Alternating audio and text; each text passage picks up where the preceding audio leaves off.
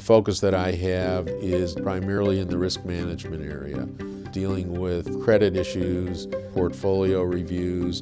due diligence from a buyer-seller standpoint, and I've done some other things as well, but it really zeroes in on risk management. There are a number of resources available to manage risk, so it's easier for a small company that doesn't have all of the internal resources to avail themselves of resources that are available from third parties. Some of the hallmarks of sound risk management programs include sticking to what you know, the types of credit that you're comfortable with, the level of quality of credit that you're comfortable with, not going deeply into areas that you don't know a lot about, and exposing the organization to not only undue risk, but risk that is unknown. The integrated approach of the Alta Group is extremely helpful to clients because two things. One, when you go into a client who has a need in the equipment finance area, it's very helpful for me to be able to say that the Alta Group has expertise regardless of what the functional area is within equipment leasing, and the fact that the Alta Group focuses exclusively on equipment finance.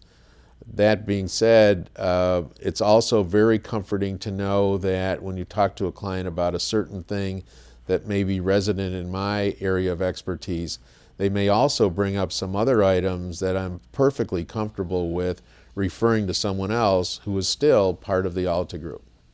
Technology has had a very positive impact on banks because it's enabled them to capture a number of different data points from different perspectives, and they're able to slice and dice their portfolio in terms of the companies they do business with, the profile of the credit, the industry that they're in, the geography that they're in,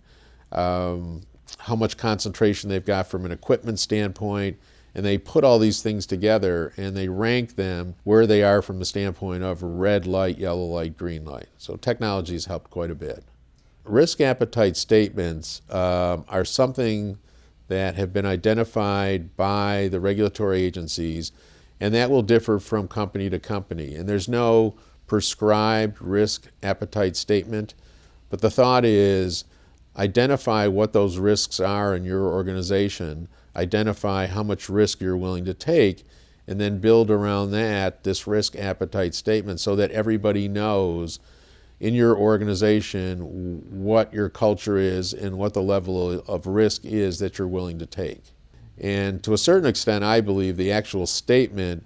is form over substance. It's really putting together in words what your company's philosophy is. If you have the risk management behind it, that's much more important than being able to come out with a statement as to what that really is. I think the main things that are keeping executives up at night have to do with the cycle, the economic cycle, and where we are in the cycle. While the industry is probably at the best point it's ever been from a credit standpoint, that really, ironically, is the concern because it's felt it's not at a sustainable level. So everybody's concerned about when is the downturn going to occur. And the issue, I think, with credit executives is